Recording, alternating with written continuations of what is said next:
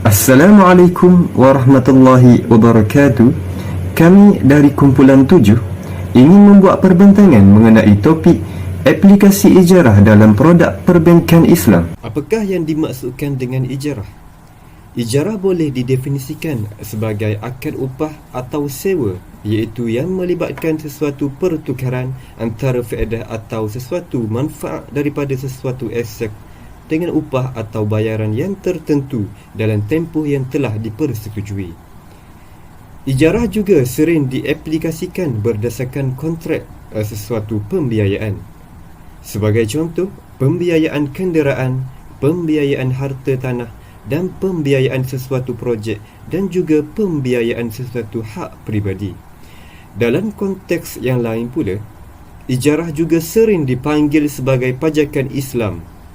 Berdasarkan produk bank Islam pada hari ini, kita boleh mendapati bahawa kontrak ijarah sangat menonjol.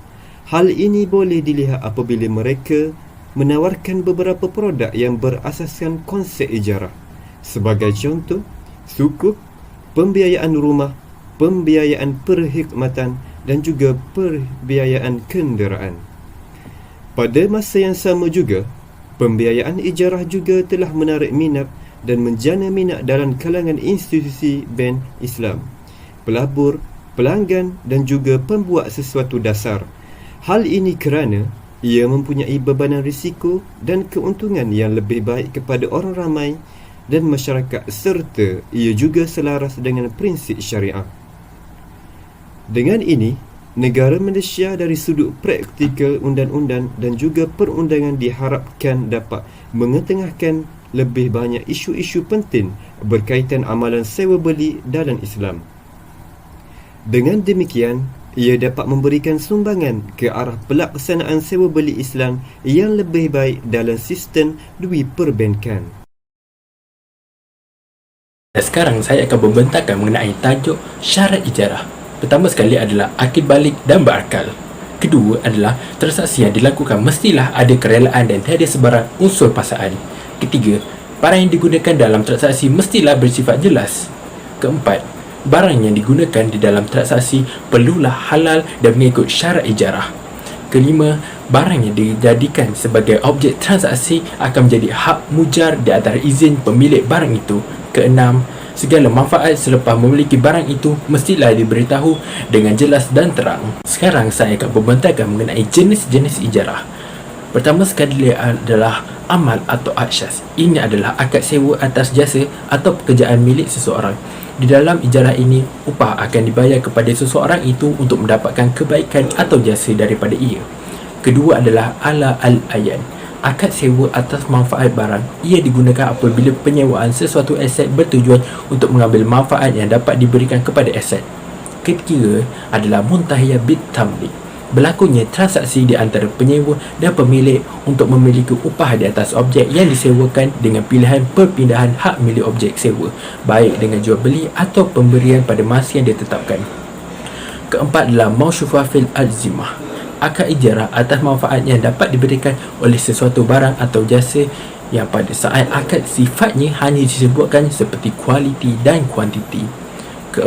Keempat adalah tasyiliyah, akad ijarah atau manfaat barang yang tidak disertakan dengan janji perpindahan hak milik atas barang kepada sesiapa kepada penyewa.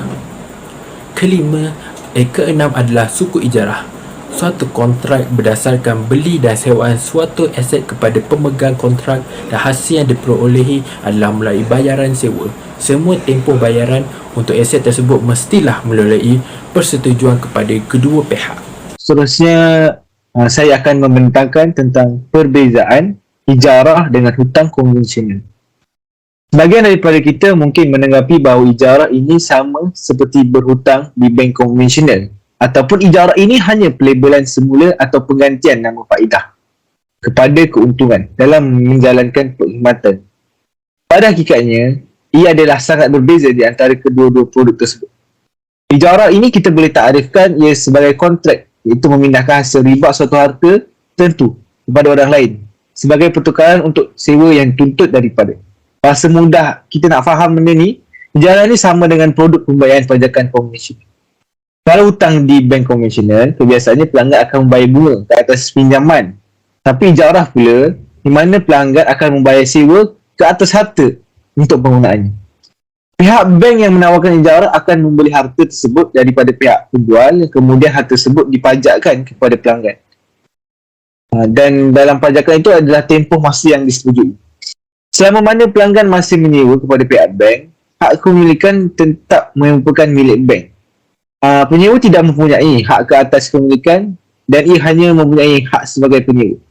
Apabila tamat tempoh persetujuan itu, biasanya bank dia akan memindahkan hak milik kepada pelanggan dalam kepemilikan kepemilikan di hujung kontrak tempoh pembayaran sewaan yang disetujui. Dalam pada masa sama, pelanggan dia membayar dua perkara, iaitu duit sewaan dan juga duit modal kepada pihak bank. Ini menunjukkan bahawa produk ini berbeza dengan hutang konvensional yang mana ia mengambil keuntungan melalui faedah atau bunga. Yang mana hutang konvensional ini bercanggah di sisi syariat Islam, iaitu dia melibatkan dengan riba.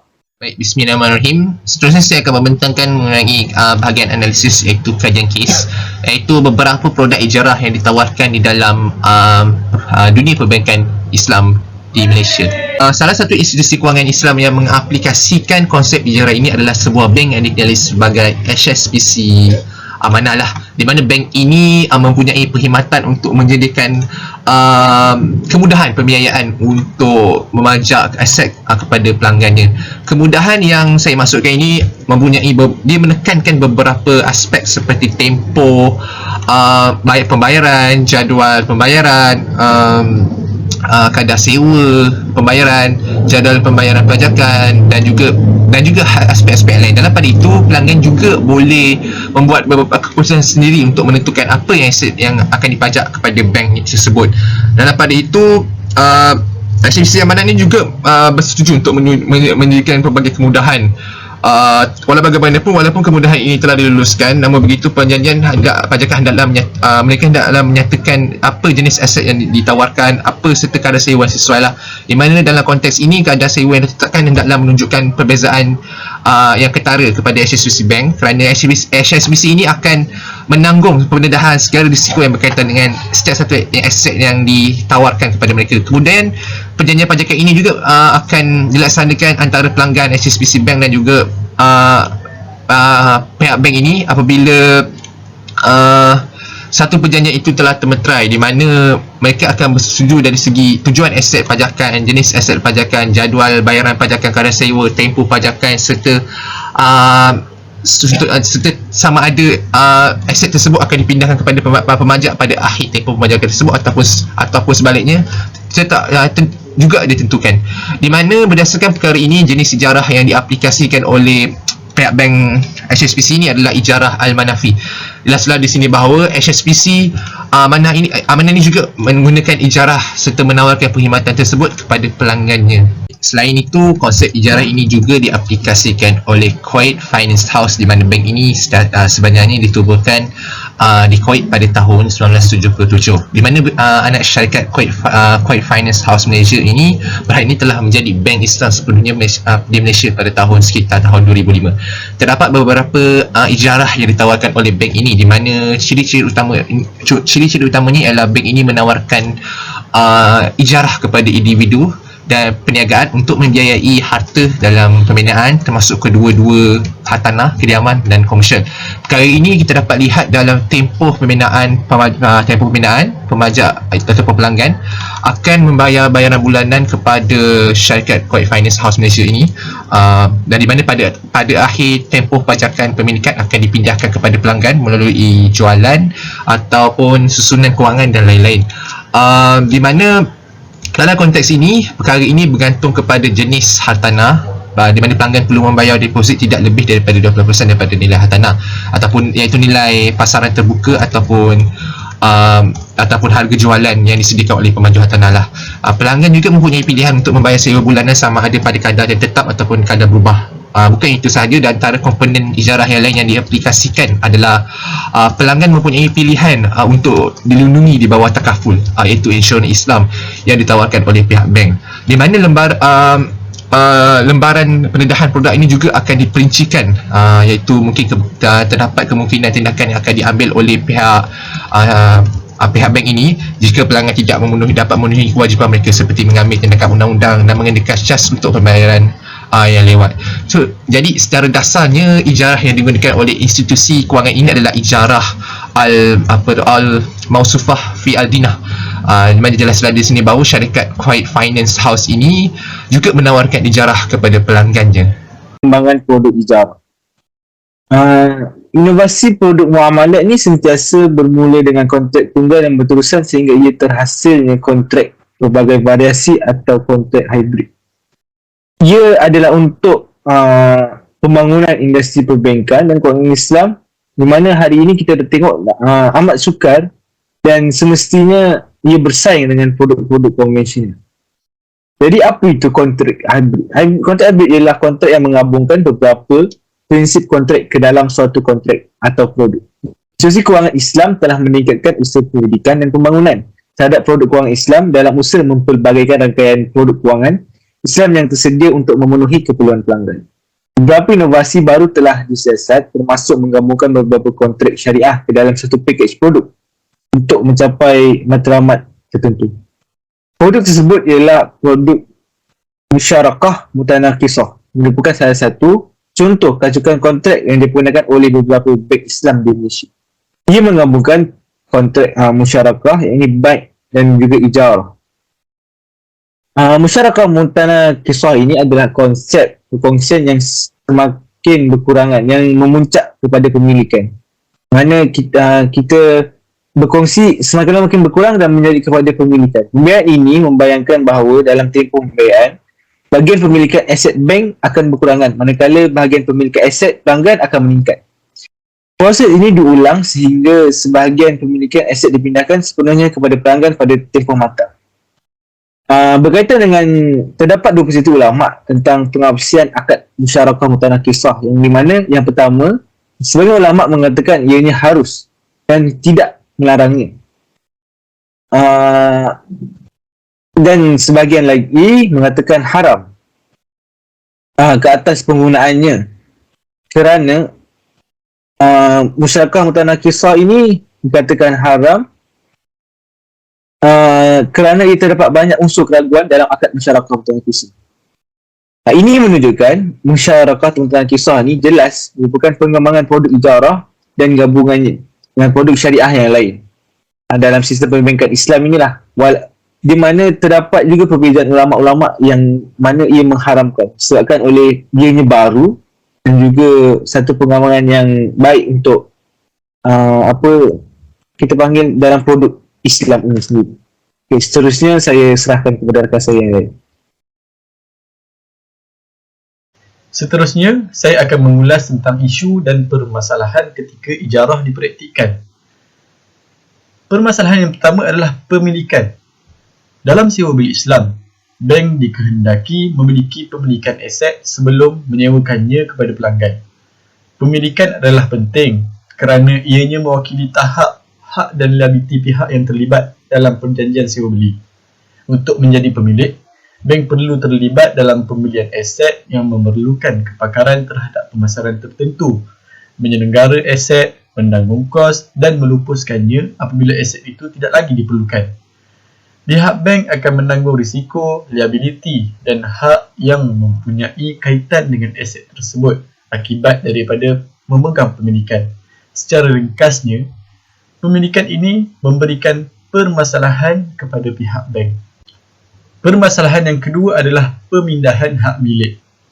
Sewa beli secara Islam adalah perkembangan prinsip ijarah.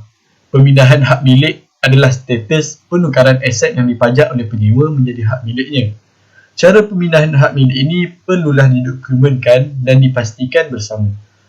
Urus niaga sewa beli Islam melibatkan dua kontrak berasingan, iaitu kontrak yang pertama, kontrak ijarah dari awal urus niaga, dan yang kedua, kontrak menyelesaikan pemindahan hak milik daripada pemilik kepada penyewa. Kebiasaannya, bayaran akhir atau ansuran terakhir dianggap sebagai harga bilian. Bayaran terakhir secara automatik akan menjadi pilihan kepada penyewa sama ada untuk membelinya atau tidak. Permasalahannya adalah pada saat tersebut, niat sah kedua pihak pada tahap praktikal akan mempunyai masalah. Hal ini kerana bank dan pelanggan tidak sedar dan faham bahawa mereka sedang melaksanakan kontrak jualan apabila pelanggan menyelesaikan pembayaran terakhirnya. Permasalahan yang ketiga adalah penyelenggaraan. Isu penyelenggaraan dalam ijarah adalah penting kerana ia menandakan sejauh mana tanggungjawab pemilik terhadap aset yang dipajak. Dalam kontrak ijarah, pemilik memajakkan hartanya kepada pemajak dalam tempoh tertentu dengan balasan yang ditentukan. Pemilik dan penyewa perlu memikul tanggungjawab yang berbeza untuk mengekalkan aset yang dipajak. Terdapat dua jenis penyelenggaraan iaitu pertama, penyelenggaraan asas yang perlu dipikul oleh pemilik dengan menanggung semua kos pecahan utama dan liabiliti asas yang dilampirkan pada aset yang dipajak. Yang kedua adalah penyelenggaraan rutin yang perlu dipikul oleh penyewa. Dalam amalan semasa urus niaga sewa beli Islam di Malaysia, tanggungjawab penyelenggaraan ditanggung sepenuhnya oleh pelanggan, manakala bank hanya bertindak sebagai pembiaya. Pihak bank tidak akan memikul sebarang tanggungjawab ke atas aset yang dipajak dan untuk dibeli oleh pelanggan. Namun, penyewa mempunyai hak untuk menyaman bank jika dia mendapati aset tersebut rosak yang mengakibatkan kegagalan memberikan manfaat yang dimasukkan kepadanya. Jika penyewa membaiki aset yang rosak, dia berhak menuntut kos pembaikan daripada bank. Permasalahan yang keempat adalah bayaran deposit. Sudah menjadi amalan komersial biasa untuk membayar deposit sebelum memulakan dan menggunakan mana-mana aset yang baru diperoleh. Deposit ini berfungsi sebagai jaminan terhadap kerugian atau salah laku pada masa hadapan yang disebabkan oleh penyewa. Dalam sistem perbankan Malaysia, bayaran deposit sebanyak 10% diperlukan untuk transaksi sewa beli Islam yang merupakan keperluan yang sama seperti dalam amalan konvensional. Pembayaran deposit bukanlah satu isu besar kerana ini telah menjadi amalan yang diterima dan kebanyakan pihak yang terlibat dalam transaksi bersetuju untuk melaksanakan kewajipan ini. Walau bagaimanapun, dalam urus niaga Islam, niat dan tujuan pembayaran mesti dibuat dengan lebih jelas, terutamanya kepada pelanggan. Hal ini adalah bagi memastikan pelanggan memahami sepenuhnya tujuan pembayaran deposit dan fungsinya. Dari kesimpulannya, kita dapat lihat bahawa ijarah ini mempunyai kebaikan lah, di mana ianya diaplikasikan secara meluas di dalam institusi kewangan di negara kita, di mana ijarah ini mempunyai syarat-syarat yang tentulah yang perlu dipatuhi oleh kedua pihak, iaitu antara pihak bank dan juga pihak pelanggan semasa urus niaga dijalankan.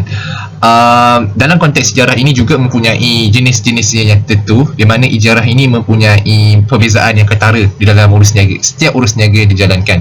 Jika kita lihat dengan lebih mendalam, terdapat juga beberapa perbezaan antara ijarah dengan hutang konvensional yang berlaku di dalam sistem perbankan di dunia, di mana kajian lanjut juga menunjukkan bahawa terdapat beberapa institusi kewangan di Malaysia yang menawarkan ijarah ini kepada pelanggannya, di mana apabila ijarah ini dipraktikkan, kita dapat lihat berlakunya beberapa masalah apabila ijarah ini dipraktikkan. Antara pula institusi kewangan ini juga menawarkan ijarah ini kepada pelanggan, di mana menyebabkan isu berlaku, iaitu bagaimana ia perlu dipraktikkan, begitulah. Dan secara keseluruhan, bagi kami ijarah ini wajar dipraktikkan di dalam dunia perbankan di Malaysia kerana ia penting ia penting dan juga memberi manfaat kepada pelanggan dan juga kepada pihak bank itu sendiri. Sekian sahaja daripada kami. Itu sahaja. Sekian. Terima kasih.